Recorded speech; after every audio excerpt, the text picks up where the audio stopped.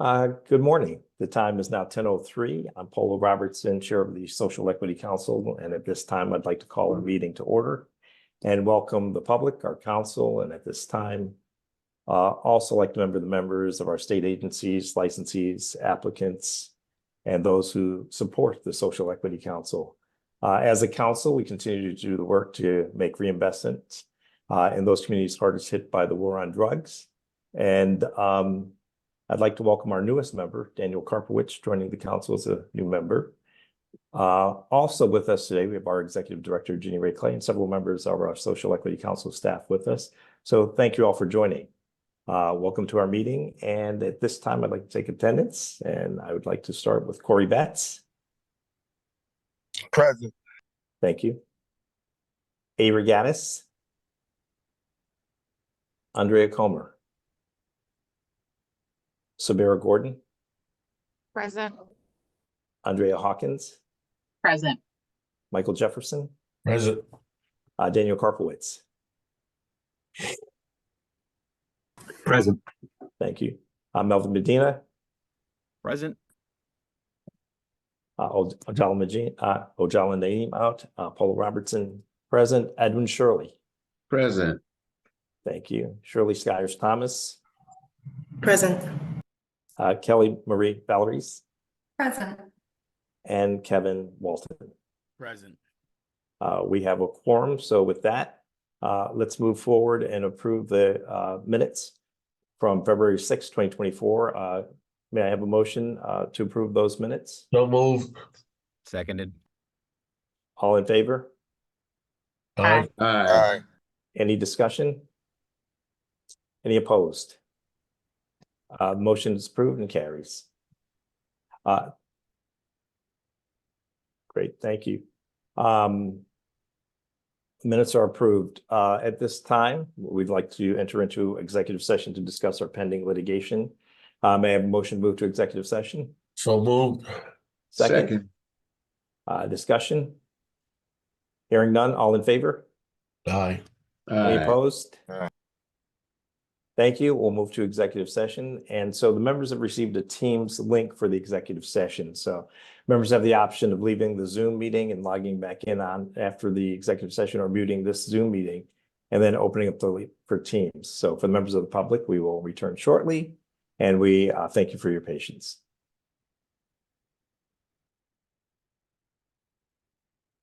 Thank you. We've now returned from executive session. And with that, we'd once again like to take attendance to ensure that we have a quorum. So we will start again. Corey Betts. Present.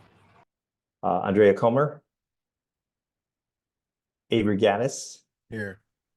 Sabira Gordon. Present. Andrea Hawkins. Present.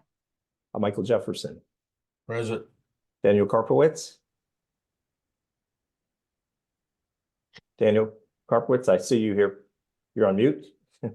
Present, got you. Melvin Medina. Present. Ojala Naeem. Paula Robertson present. Edwin Shirley. Present. Shirley Skyers Thomas. Present. Kelly Marie Valeries. Present. Kevin Malton. Present. Thank you. We have a quorum, and next we will consider voting on equity joint venture application recommendations. But before we jump into that, Executive Director Clay, are there any comments, recommendations to the council? There are no additional comments other than what were stated in the ADRs and the SDR for these Great. votes. Thank you. So let's move next to approval. So in the approvals, we have items recommended for approval. I will take them one at a time, which is AMHF 000821 Butter Holding 6 LLC. First, may I have a motion to approve the application number for AMHF 00082181 Butter Holding? So moved. Second? Do I have a second? Second. Thank you. Is there any discussion? Hearing none, all in favor? Aye. Aye. Aye. Aye. Any opposed? Any abstentions? The motion to approve the application has been approved. Next, we have Acre 0015685, Connect-a-Buds, EJV1. Second, may I have a motion to approve the application number ACRE Acre 0015685, Connecticut Buds, EJV1. So moved. Second, Seconded. Second. thank you. Is there any discussion? Hearing none, all in favor? Aye. Aye. Any opposed? Any abstentions? The motion is approved and the application has been approved. Next, we have Acre ACRE 0015686, Connect-a-Buds EJV2. Third, may I have a motion to approve the application number ACRE 0015686, Connect-a-Buds EJV2. So moved. Second, Second. is there any discussion? Hearing none, all in favor? Aye. Aye. Aye. Any opposed? Abstentions? The motion's approved for the application. It has been approved. Next and fourth, under the approvals, may I have a motion to approve the application number ACRE Acre 0015687, CT Canna Ventures LLC. A motion to move that. So moved. Second, Second. any discussion? Hearing none, all in favor? Aye. Aye. Aye. Any opposed? Any abstentions? The motion to approve the application has been approved. Next, I'd like to move to the denials, and we have two applications recommended for denial. And the first one is AMHF 008280 Acreage Connecticut Retail JV LLC. May I have a motion to deny the application number AMHF 008280 Acreage Connecticut Retail JV LLC. So moved. Second? Any Second. discussion? Thank you. Any discussion? Hearing none, all in favor? Aye. Aye. Aye. Any abstentions or opposed? The motion to deny the application has been approved. Next, may I have a motion to deny the application AMHF 008278 Sweet Spot Stamford? So moved. Second? Second. Thank you, Councilman Shirley. Hearing none, all in favor? Aye. Aye. Any opposed? Any abstentions? With that, the motion to deny the application has been approved. Thank you all for that, and we will next move to our Executive Director's report. Executive Director Clay, you have the floor, and thank you.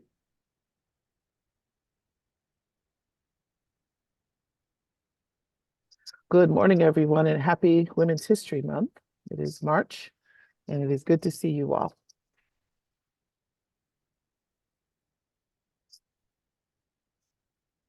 Next slide, Anna, please. So today I'm going to be providing staff updates, social equity council updates. I'm going to tell you a little bit about where we've been. We've been out and about in the community, and I'm going to talk with you a little bit about our goals for the month of March. So for staffing updates, we have been approved and are posting 3 positions. So we finally got all approvals for the legal program director. And so the first step for this one was to actually take the job description itself, which was not a position, a description that was approved for the Social Equity Council to use. So I had to work with HR to add the Social Equity Council to this position and add this position to our eligible use. All of that happened, and right now we are getting the final approvals to post the position. The program manager position for workforce development was posted and closed on the 26th, and we are now waiting for the eligible applications to come our way. We'll be setting up a hiring committee and conducting the interviews as soon as possible. The same thing with the research analyst. That position is all approved, and we do expect it to be posted sometime this week. So Canna Business Revolving Loan Fund community reinvestment, and outreach and education are the next areas that I'll update you on. So we made a slight change to the Canna Business Revolving Loan Fund. When we went into the fund and applicants actually started to apply, we realized that the policy was to not allow applicants with the same backers to apply for multiple loans. We realized very quickly that that is actually punishing the social equity applicant, not allowing them to actually apply for a fund that was designed for them. And so now we've made a change. We've updated all of the information on our website. We did have some conversations with the members of the loan ad hoc committee, including the staff at the DECD. So now social equity owners with multiple licenses can apply for a maximum of 2 loans because they can own 2 companies, and they can apply for 1 loan per license or 1 loan per business. So previously, the policy disqualified social equity applicants from applying based on shared backers.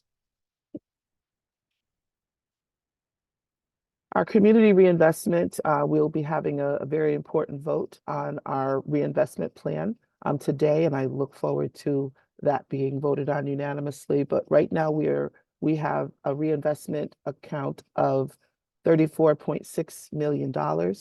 In working with the Reinvestment and Workforce Committee, we have decided that we're going to recommend that our reinvestment go into $22 million into violence prevention, and then about $12.6 million going into community collaboration. All of the details of the reinvestment plan and the reinvestment plan itself was sent to the members of the council. So we're just giving you today kind of a high level review of what we've already discussed and talked about.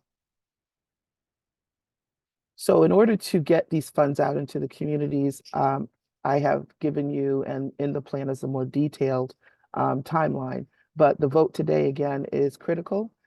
If we do not vote positively and approve this plan to move forward, we will have some difficulties moving this forward. So the rest of the dates here just have to do with goals and key tasks that have to happen. So you have that. And we do expect that by following this timeline that we will be in contract with grant makers by mid-May. Council wanted me to reach out and make sure that we were not duplicating services. So I have been meeting with agency partners that do work in DIAs. So I've met with Department of Social Services, I've met with Office of Early Childhood, Department of Housing, Department of Children and Family, and the DECD.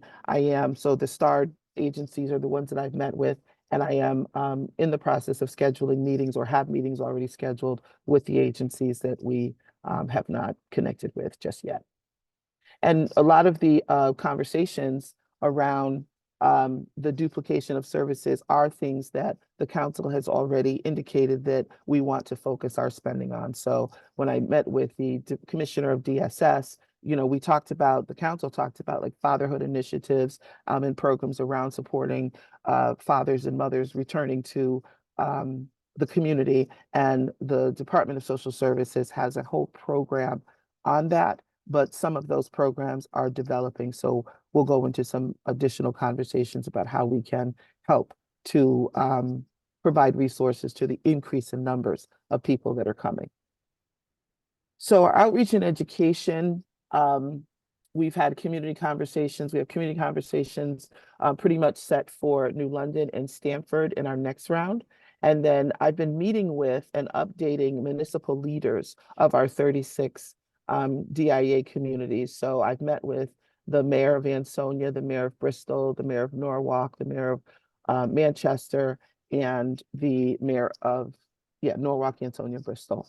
I'm going to stop because I see Councilmember Gordon has her hand up. I don't want to go too far. Thank you, Executive Director Clay. It would be great for the meetings with the state agencies. I think the high level report is great, but I think I'd like to just get a little bit of maybe something written to say, this is what DSS is spending money on in the DIA, like a report back to us from it, because I feel like we don't have the information as we're making the decision about community reinvestment. And I want to talk about that separately, but for those meetings, I think having us just have like a written report or something that they send to us that outlines exactly what they're doing, how much money they're spending, and the ROI on it, because I think that's what we're trying to figure out is, say $50 million is being spent on this initiative, is our, like, what's the ROI? So if we put another 10 million, what difference will it make in the money that we're spending? That would be helpful for me. Okay. Okay, I do have notes, and I will be compiling a report from those agencies. My initial conversation with them was to update them on what the council is doing, a little bit about our reinvestment plan, and then learning a little bit more about them. So I do have contacts in each of those agencies, and we are developing more information that we will be bringing to the council. Yeah, well, I think specifically what we wanted was what I asked for, that when you met with them, I think our goal is to have it steer the reinvestment. So I understand it's intro, but because time is of the essence, we want to make sure that we're not making any mistakes. So it would be really, really important for us to get that. Specifically, I think the agencies that matter are DCF, DSS, Department of Housing, and maybe DECD. Who does the criminal justice? Whoever does the criminal justice stuff.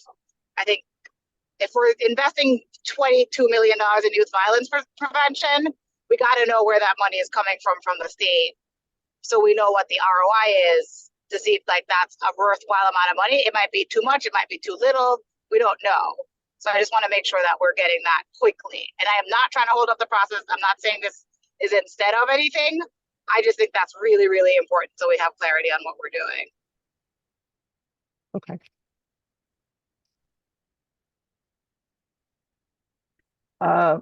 So we approved the following social equity and workforce development plans. So you can see these companies are now on their way to full licensure with the Department of Consumer Protection.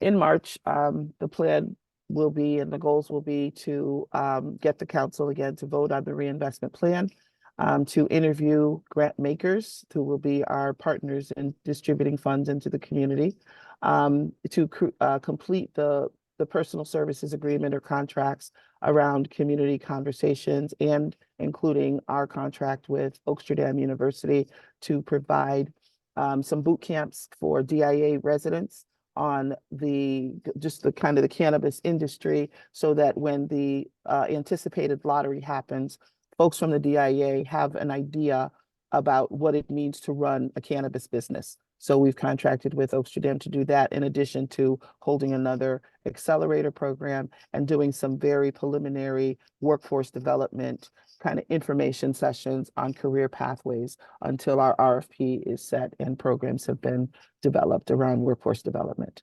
All new positions will be posted this month, and I hope to complete the hires by the end of the month. And we are right now working through the month of March on completing our pre-lottery education and outreach materials. During the month of February, Social Equity Council staff spent a great bit of time out in the community, continuing to educate the community about our reinvestment efforts, as well as speaking a little bit about the anticipated lottery coming up. So familiarizing people with our website and the criteria and how they might be looking at preparing themselves for the lottery.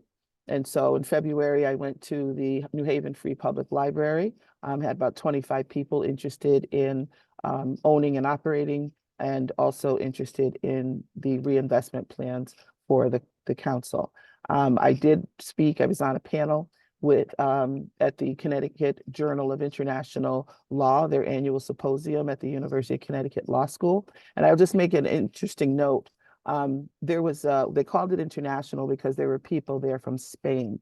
And the folks from Spain mentioned the Social Equity Council and the work that we're doing and how closely they are watching our reinvestment efforts and the work that we're doing here. So I thought that was really special. So we have an international presence.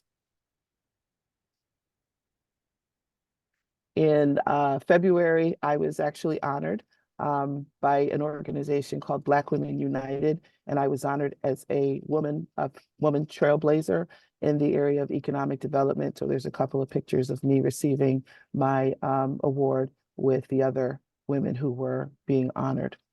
And during the month of February and the 24th to 25th, we were at Expo Cana. We had an amazing showing. There was a 2-day show up at Mohegan Sun. We had over 600 people come to our booth and speak with us specifically about the work that we're doing. We were actually able to clarify for many people the fact that the cannabis tax revenue is being reinvested in communities. We had people coming to us saying, yeah, just the state is taking that money and they're not spending it where it should be. So we were able to clarify for people that this is what's happening, this is what the council's responsibilities are, and this is what we are doing. So many people were happy to hear about reinvestment and also happy to hear that there's potentially a new lottery that will be happening for us, with us.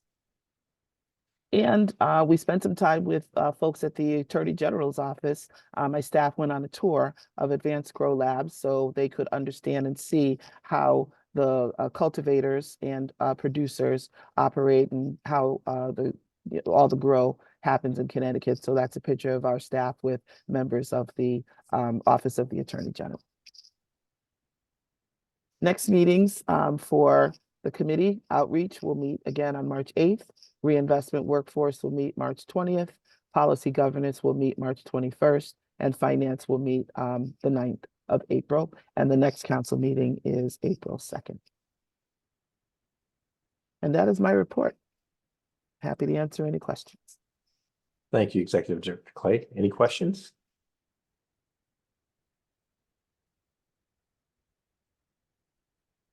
Seeing none. Thank you, Executive Director Clay. Thank you. Next, let's move now to the committee reports. If we could move to Councilman Hurley and Policy and Governance Committee. Thank you, Mr. Chair. Policy and Governance Committee met on the 15th of February. One of the things we looked at was the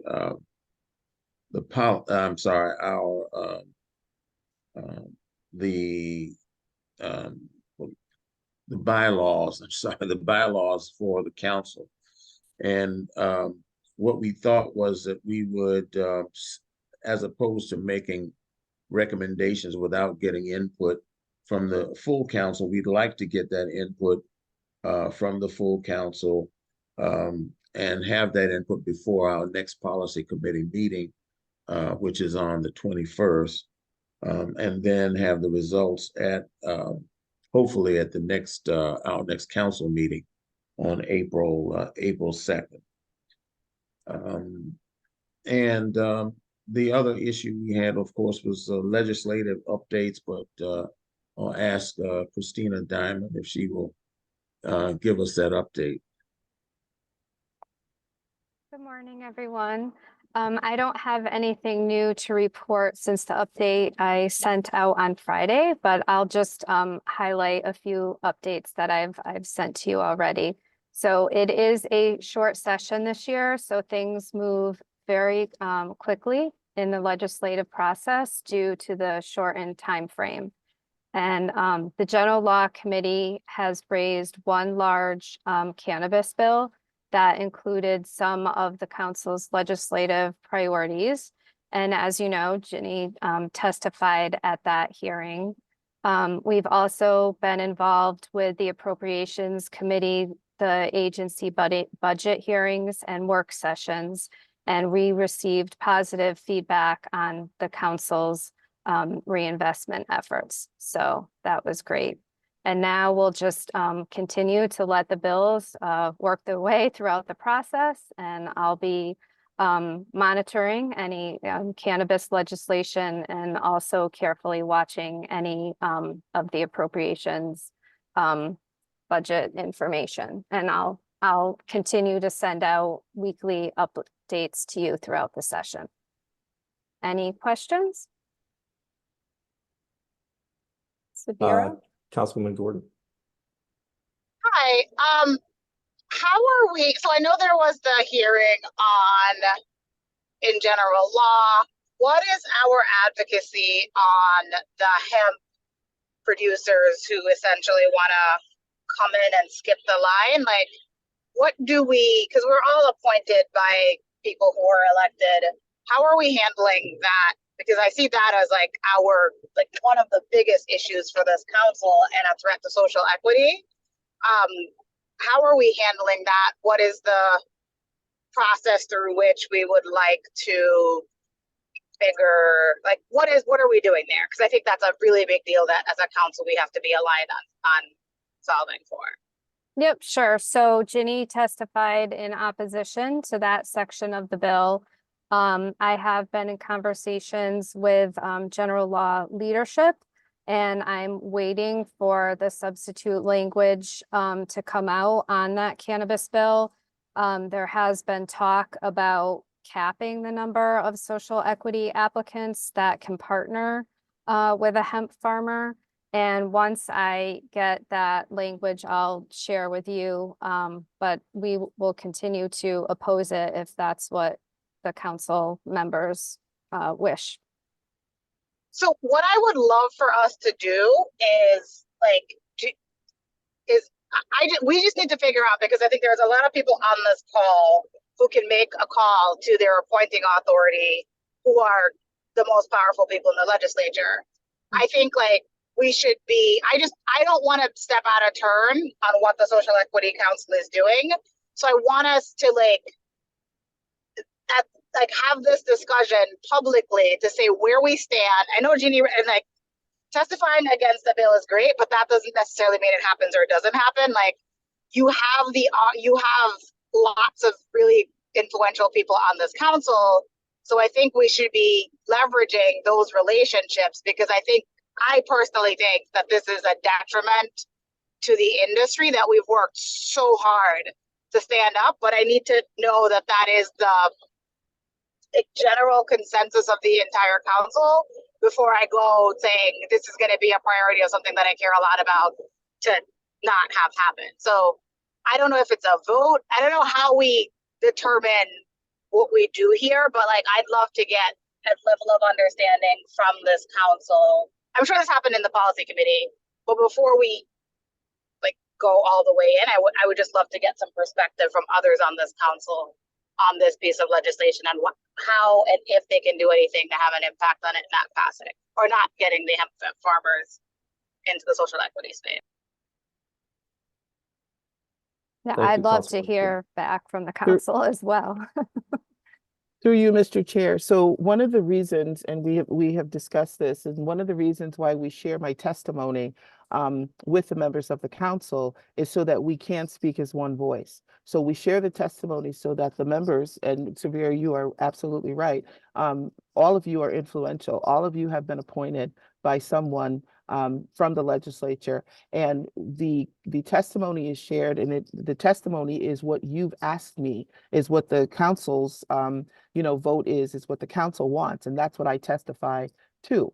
And so I guess long story short, you have the testimony, and we ask every member of the council to go to their appointing authority and speak to them about anything that we are in opposition of or anything that we are in favor of. So please, to your appointing authority, the testimony is there. The testimony is around the council's feelings, the council's desires, and we encourage you to share and to speak with your appointing authorities. Great. Thank you, Executive Director Clay. Councilman Shirley. Just a quick question for Christina on that point.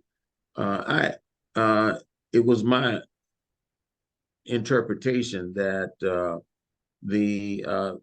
that part of the update that touched on hemp producers getting into agreements with social equity applicants, that was something that would be initiated by the social equity applicant. And the way it was written was that the social equity applicant had an opportunity to make an agreement with a hemp producer. So I'm not saying I'm in favor of it. I'm just trying to get a clarification. Who initiates the agreement? Yeah, you are correct. It is the social equity applicant that would have to enter an agreement with the hemp farmer.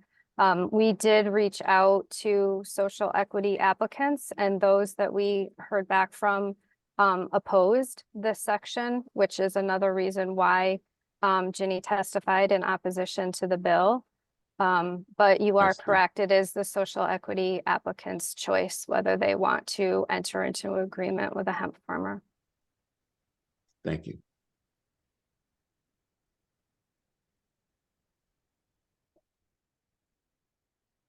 Any other comments? Thank you. Yeah, through you, Mr. Chair, I just wanted to just make one comment that when I testified before the General Law Committee, Councilmember Betts joined me. So he came over to the LOB and sat with me at the table, and he was questioned and also testified in support of opposing hemp farmers. So he supported the testimony. And through you, Chair, I have to say, and I think we all should be on board with this and moving, to Sabir's point, using our voice to saying we oppose this. Because if not, it's gonna hurt the intent of what this bill was really supposed to be for, and that's to help social equity applicants. So we have to be very careful on how that looks for the whole intent of this legislation. So I would hope everybody would move, and to Sabir's point, call in whoever appointed you and tell them we oppose this. And if not, we just might as well open the gate for everybody to come and be a part of this. Thank you. Thank you. Thank you, Councilman Bates. Any other comments?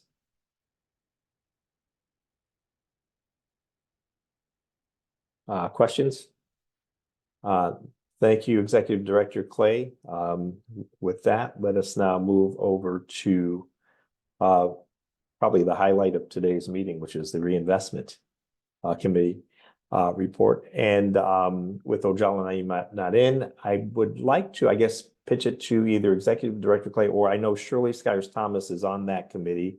If we'd like, if Shirley Skyers Thomas, Councilwoman Thomas, if you just kind of jump in and maybe start our reinvestment conversation. Thank you. Sure thing. Sure thing. Good morning, everyone. So I am stepping in for Councilwoman Naeem. She's unable to be here. I'm just going to go through, it's not even her report, to be honest. It's going to be her couple of points. And then during discussion, I'm going to ask Director Clay if she would go through and kind of take us through and walk us through the actual plan. But prior to that, we need a motion and a second for that. But I'm getting ahead of myself. So we met on the 21st of February, and we were discussing the proposed timeline and the plan itself. And this is the reinvestment plan. And the committee made some suggestions for making some changes to include reinvestment, focus on larger funding pools. And we wanted to recommend this plan to our larger committee today. The recommendation was to take funding and reinvest in communities in violence prevention and community collaboration, and to distribute money regionally, focusing on areas of community assessment that we've assessed with the community assessment process of crisis housing, food insecurity, and community-based childcare. So that was the crux of our discussion as it relates to the reinvestment. The plan was included in our materials. Hopefully everyone got a chance to look through it. And I don't know if it's appropriate to do it now, to have a motion to accept the plan and the second, so then we can go into discussion. Are there any Councilman Jefferson? Yes, we also included workforce development as part of the $12 million plan. So I just don't, I want to make sure everyone's on board with that. And that was the plan moving forward. If Director Clay would like to add to that, I think we've covered it so far in her executive director's report.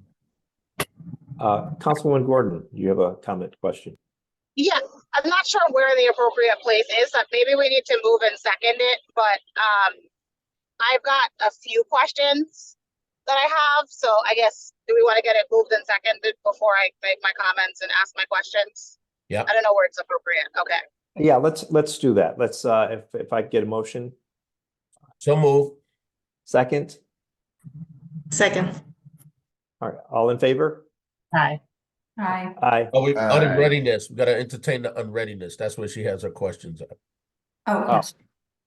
And into, entertaining unreadiness, I don't know, the best way to frame that. Which would be to, hold that as part of, our approval. Are we open for discussion now, I think? we open for moved it discussion. forward, now we're Right, open for right. The discussion. motion was made So- and seconded, and now we're ready for unreadiness. Questions about All right, the, let's move further to discussion. All right, Comments? should I jump in now? Yeah, please. Oh, is that okay? All right. So let me start by saying what my thought process has nothing to do with slowing down the process. I think the timing has to stay what it is that we're approving. Like, the timing is really important. We have to get the money out the door in the time that we have outlined. However, I think, and I was also, I will say my comments are on behalf of myself and Councilman Medina, who had to hop off.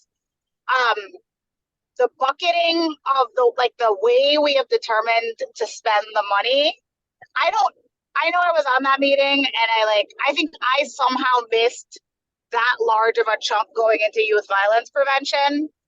And I think we have to very clearly define what we mean by youth violence prevention. And I think we're missing a root cause issue. And everyone knows, I work in education is my background, but the fact that we're going to spend so much money, and the number one indicator about whether or not a kid is going to be incarcerated is whether or not they can read.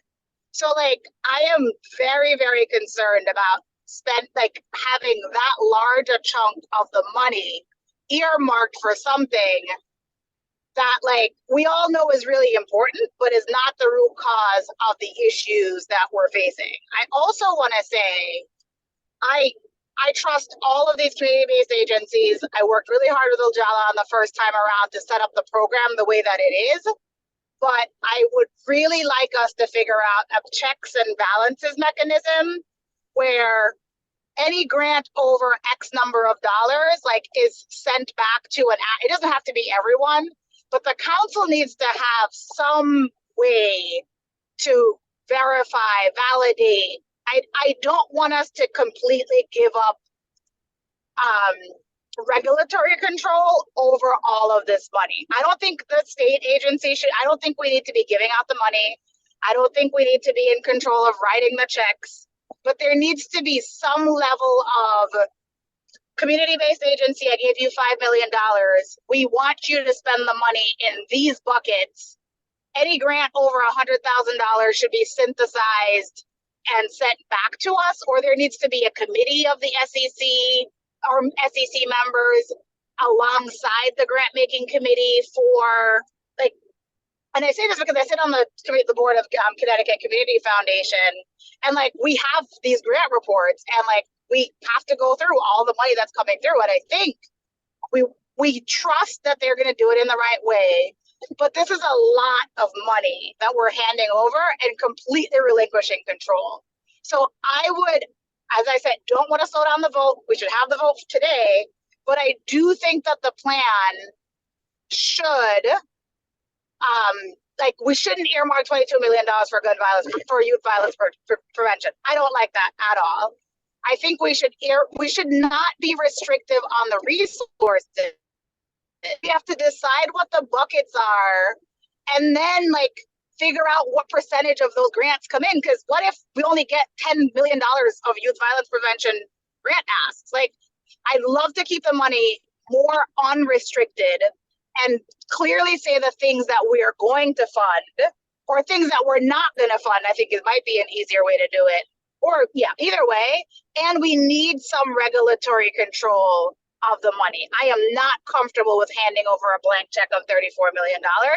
And I throw that out there for discussion. And I go back to saying we should have this vote today or this week or whatever, but like, we gotta get the money out the door. I am not in favor of slowing anything down, but I also am not, like, Ginny didn't get any information back to us about how much money is being spent in youth violence prevention today in any of the cities. Like, we have nothing to go off of to make that large of an investment into a bucket that we don't know the ROI on. So that's gonna be like, might not be a popular opinion, but that's just my thought process here. All right, thank you, Councilwoman Gordon. Let me go to Councilwoman Valories, and then I'll go to Councilwoman Jefferson. Thank you, Chair. I do want to agree with Councilwoman Sabira. The anti-violence is a very large chunk of money, and it is not clearly defined. I think we should be looking at one pot of money, anti-violence being a component of the larger pot of funding. And to Sabrina's point, my background is also in education, and when we look at youth who are most likely to be incarcerated or dropping out of school, it starts with reading early on, and then the attainment of a high school diploma or a GED as they get older. So there's a lot to unpack around anti-violence, and getting to the root cause is I think the best way to start spending the funding, although, you know, preventing future issues, but we also have to address the current issues as well. So I agree with her completely about one bucket of money that has specific topics that we as a council agree to. And I think we did a pretty good job in determining what those could be in the last meeting, obviously making sure that we had workforce back in there. And I also agree with the fact that the Social Equity Council should have final say on the application. So the grant makers, I feel, should be making recommendations to the council, as does Cohn-Resnick, on what we should be approving, and then the council should have final say on approving the grants that go out. Thank you, Councilwoman Valories. Councilman Jefferson. Through you, Mr. Chair, and I thought we did have final say. I think the recommendations were made during the pilot program, and the staff provided us with a list. We had ample opportunity to review the list, peruse the initiatives that were offered up through the various grant makers, and make final approval of the list. That has already been handled in the pilot program. The other thing is, during the committee meeting, we had an extensive and exhaustive conversation around violence prevention and the broad category that violence prevention encompass, including reading and all the things that were mentioned by the previous speakers. So it's a broad range of areas that violence prevention covered. That's why it was done under violence prevention according to the plan. I thought it was an outstanding plan. We voted on it as a committee. We voted to have it come to the full committee. And this is, I'm baffled, because if those were some concerns, we should have heard those concerns in the committee.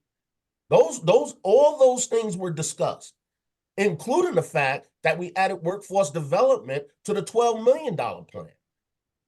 That was discussed. So we have 4 areas that was covered under the 12 million, and violence prevention covered the 22 million, which could be any number of things that address violence prevention, including the origins of the violence. You know, so I don't understand why we're here having this conversation again.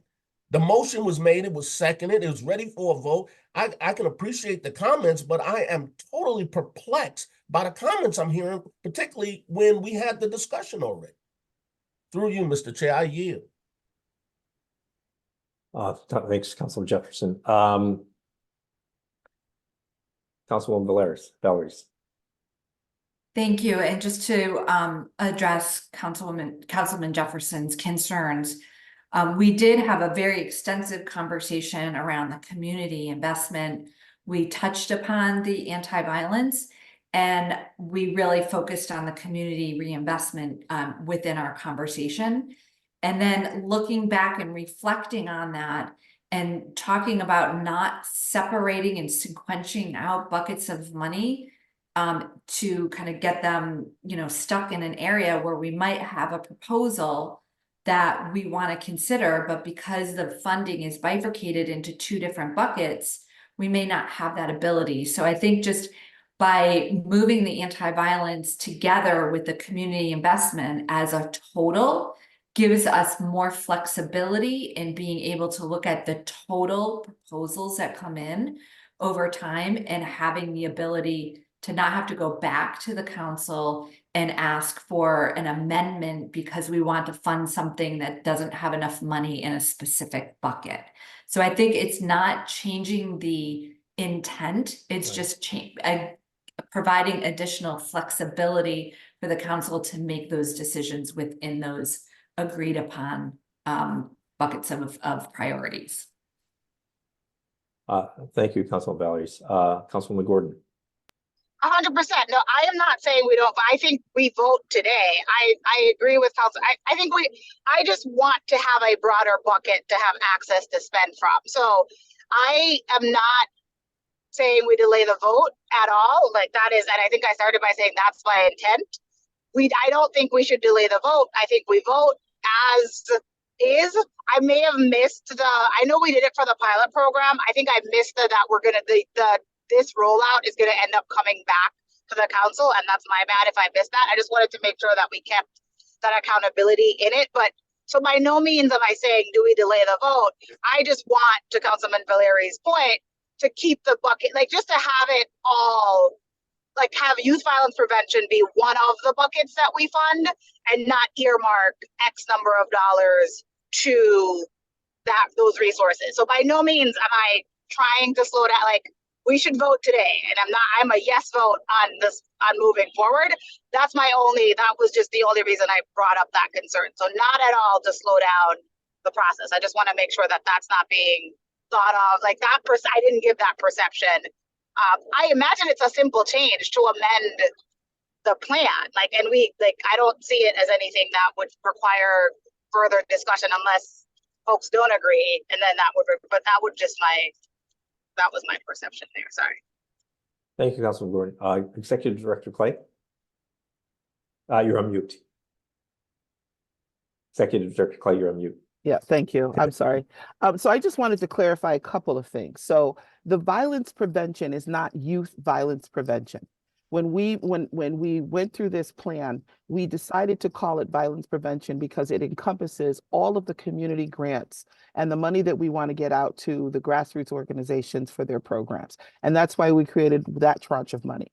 Then we have another tranche of money, and I called it, as I explained it to you all, is the things that people can do for themselves in the community. I called it self-help. They can start a program. They can, add resources to an existing program. I can start a chess program. I can start a mentoring program using these funds. The second tranche of money, the community collaboration, are those things that we know are things that people can't do by themselves. So I cannot start a daycare center in my home without the Office of Early Childhood, without my local public health officials, without my building and zoning folks. So that's where we decided that we were going to take those projects that require partners and collaboration and put some money in that area, as not to take away from the grassroots grants that we want to get out to the communities for review. The other thing I wanted to clarify is the council has the right, the final say over all grants. We had the final say in the pilot. What happens is the grant makers will make an Excel spreadsheet. They send it, and they did this in the pilot. They send that spreadsheet to us. It tells us the name of the organization, how much money they're looking for, what they plan to do with the money. That spreadsheet goes to the full council. The full council during the pilot program had 4 days to review that list and provide feedback. If there was no feedback provided by the council, my staff also read it. We provided some feedback related to the request for funding. And if there was no feedback from the council, then the grant maker was free to go and move those grants and approve those grants. So you do have the final say.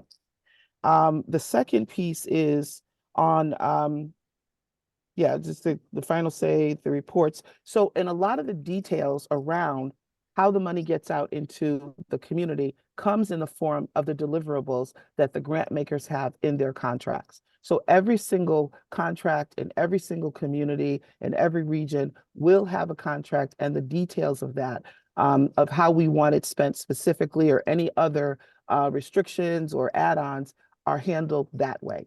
This plan is a plan, and then there's the implementation. And so there's opportunity to make some tweaks to it if we need it, but all of that information will be shared with the council before any major change is made. So that's hopefully I clarified some things. Yeah, thank you, Director Clay. And I was going to say, in terms of adding to just the grant makers that we talked about, making sure grant maker awards would be in multiple rounds over a few years. And so it would sustain a stream of funding and also make sure there's some preference for the larger projects. And of course, there could be some kind of smaller reservation or more grassroots, but I just wanted to add that to kind of your mention in your position. And that comes with the contract. Some grant makers may say, I can put all this money out right now. You know, what we had over $28 million requested for funding in the pilot program that had $6 million. So again, in the contracts, we'll work out the details of how the funds are dispersed. But yeah, voting today and getting the plan going is critical. Councilwoman Valeries. Thank you again. I'm sorry for all of the questions. I do understand that the council had the ability to make recommendations in the pilot program. 4 days is not really enough time, so I would suggest that we use time during our monthly meetings to publicly review the, or through executive session, however you want to do it, review the proposals and then have time to discuss them amongst ourselves as we're making these decisions, instead of having them be sent out to us and having to review it on additional time and not have the opportunity for a rich discussion around that. Okay. Thank you, Well, the Councilwoman. pilot, that's what the council actually agreed to, was the 4 days. And like I said, happy to make any tweaks that the council needs to have a full understanding of what's being proposed. Councilman Shirley, did you have yeah, I thought you had your hand up. I did. I thought I heard previously someone say that they were suggesting a threshold of grant amount that would come before the council for approval. And I actually think that's a good idea, as opposed to having each, every grant, be it 10,000, 15,000, to be overseen by the council. We should, I think, I'm suggesting we pick an amount. It might be 50,000, whatever the amount, some threshold that we can, that must automatically come before the council for review. I think that's fair. Thank you, Councilman. Thank you, Councilman. I think that's fair. Councilwoman Gordon. Yeah, I don't want to beat a dead horse here. So, and I want to make sure that we're moving forward. So I don't know if it's if we need to amend the motion, or what we're doing is, I don't know. This is, a lawyer would have to answer this question a little bit better than I can. But I imagine it's a pretty simple change to say, remove whatever line of the thing that earmarks violence prevention and put it all under one bucket and just shifting the wording over. And it sounds like we are ready to vote or figure out what's the mechanism to continue. Because I know I said $100,000, Councilman Shirley, but maybe that's not the appropriate amount. And I, once again, keep saying, I don't want to slow down what we're doing with the details, but I want to make sure that we're getting it right. So maybe one of the attorneys on the call can advise on, like, how do we solve for the things I have flagged as issues while still continuing to move the process forward. I just don't want to have it be, I don't want to lock up the money in any way possible. So we want it we want more access, I imagine it's a simple change, but somebody who's smarter than me on rules can just tell us what we need to do moving forward, because I don't want us to have the same conversation going around in a circle. Thank you, Councilman Gordon. I'm going to go to Councilman Gaddis. To you, Mr. Chairman, this conversation has been 80% one-sided. There's been like two people talking about it. I don't agree with any of this stuff. I actually don't want to have anything come back. I trust the community partners. I trust what was laid out. I have enough work personally. Some of the folks talking on this call, they want all this information, but their attendance record, we should talk about that. I just want to move forward with the vote. People who don't like it can vote how they feel. And some of this stuff needs to be done at the committee level. Every time we have a big meeting, we're trying to build the plane as it's falling, and it's nonsense. So people could do what they want, vote how they want. I think this is nonsense. People are creating work that they're not gonna do. So let's just move on. Thank you, Councilman Gaddis. Councilman Gordon. Her hand was just up. Councilman, Sorry, she was on mute. She yeah, was on I mute. was just, no, I just forgot. I forgot to lower my hand. I Oh, apologize. okay. Yeah, I thought you had another comment to respond. Okay, so any further comments, additions? Or Councilman Thomas, any other additions, comments? Let's just move Okay. forward. Yeah, so at this point, shall we move to vote? Yes. May I offer a friendly amendment and then we can vote on Certainly, whatever we'd like to do? certainly. I understand, Councilman Gaddis, your opinion on the one-sidedness of the conversation, but I do feel strongly about having less guardrails around the dollars and being able to have a little more flexibility. So my friendly amendment suggestion would be to roll in the anti-violence into one pot of funding, and the monies can be dispersed as necessary based on the applications. Mr. Chairman, I object to the friendly amendment. Thank you, Councilman Gaddis. Councilman Jefferson. I object as well to the friendly amendment. Councilman Valles, should we vote on the amendment? No, Mr. Chairman, there's a motion on the floor. We're in the discussion phase. If the discussion is over, now we have to vote. If someone wants an amendment, that's another parliamentary procedure. Councilman Jefferson, is your hand still up or did you have something? My hand is up only because through you, Mr. Chair, we have a matter coming out of committee. And it's on the floor as Councilmember Gaddis has mentioned. And there it is. I don't even understand the friendly amendment. The violence prevention covers a broad range of categories. That's what I don't get. It's all laid out in the plan. I don't know if folks are reading the plan. It's laid out to cover just about everything, including many of the things we discussed during the issues we discussed during the pilot program. It covers everything. It's not just violence prevention. It's not youth violence prevention. It covers a broad range. And that's what the executive director was attempted to explain. We've been going through this for over a month. My Lord. Any other comments? Thank you, Councilman Jefferson. All right, then let us move to vote on the plan. Can I have a motion? The motion has already been made. It's been seconded. We had the unreadiness. We're ready for the call of question. Okay, let's call for the vote. All in favor? All in favor? Aye. Aye. Aye. Aye. Any opposed? Discussion? Corey Betts, discussion? No, I'm good. Okay, then I guess the motion carries. Great.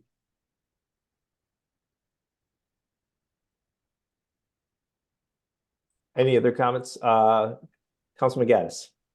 Mr. Chairman, thank you for the indulgence. I can't stress enough that the sticky questions be worked out at the committee level. We get to the full SEC meeting and it's a remix or rehash of what we discussed a couple of days ago. I don't know about you all, but my time is very valuable. And we put a lot of input and intellectual horsepower into these committee meetings. To come to the full SEC meeting and continually have to rehash, rebuild, talk about the same issues, it's a little bit disingenuous. And I'm really going to start calling people out, you know, plain and simple. And if folks want to come for me, they can, but I'm not going to tolerate it, Mr. Chairman. Appreciate your candor, Councilman Gaddis. Any other comments? Councilwoman Gordon. So I just want to, I will acknowledge, and I know you will not appreciate this, like, this is a public forum, so we're going to have the discussion. I agree that maybe, you know, some of this could have happened at the committee level. Also, I don't, like, the whole point in us being appointed is to be able to have these discussions. I don't think, like, I want to just acknowledge that, like, everyone here is well-intentioned. And this is not about anything other than getting to the bottom of it. I think, like, the goal is to do the thing that is best in the interest of our communities, and we were appointed to do so. So to the thought that, like, a discussion cannot be had over a thing that's a lot of money that's being spent, I think is, like, we are, this is a public, like, we are appointed to do this, and we are stewards of public money, so these conversations are necessary. Some of it can happen at the committee level. Sometimes a lot of us can't make all of the committee meetings because we are volunteering our time. So if there is the time information, I think we should be able to have it with full disclosure to be like, we are not ill-intentioned. And I think I started out my comments by saying, I do not plan to stall. I'm a yes vote. I just want to have this discussion, and not everyone is on the reinvestment committee. And sometimes some things can get missed. So I just want to acknowledge that, like, all of our time is very valuable. All of our time is worth it. So, like, a discussion, an issue shouldn't be seen as, like, anything other than a discussion in the public forum. So, like, I personally feel attacked by that comment, and I just want to make it, like, clear that that was not my intention to do anything other than to be, just to have a fruitful discussion on a large issue that we are voting on and putting our names beside. So I just want to add that. And I know I manipulated a lot of time in the meeting. Somebody could take a vote of how, take account of how many minutes, but I just, like, this is what we're doing. This is our role. This is what we were appointed to do. Thank you, Councilwoman Gordon. And I think that's well said. Again, we all have the same intention of rowing in the same direction, doing what's best in terms of the communities. And there's always and should be room for a robust discussion on all sides. Barring any further comments or questions on the reinvestment piece, I'd like to now move over to the Finance Committee. Councilwoman Comer, you've joined us. Yes, Chairman, through you, Mr. Chair, as I indicated to you, there is no report. Great, thank you. Next, let us move to the Outreach Committee. Councilman Gordon. We meet on March 8th, so we'll have a report at the next meeting. Great, thank you. And thanks for all of your work on each of the committees across the board. Councilman Jefferson, Personnel Committee. Yeah, through you, Mr. Chair, the Personnel Committee is still in the process of drafting expectations for the relevant parties, defining our own roles and the do's and don'ts of our ad hoc committee. So we should be meeting prior to the April meeting, and I will have a full report at the April meeting. I should have a full report. Thank you for indulging. Thank you, Councilman Jefferson. Well, with that, we come to the good of the order. Is there any new business updates or information? Barring that, I'm not hearing, after such a fun, robust afternoon, not hearing any. I move that we adjourn. So move. Second? Second. All in favor? Aye. Aye. Any opposed? We are adjourned at 11:22. Thank you, everyone, and have a great week ahead. Bye, everyone. Great. Let's continue the work.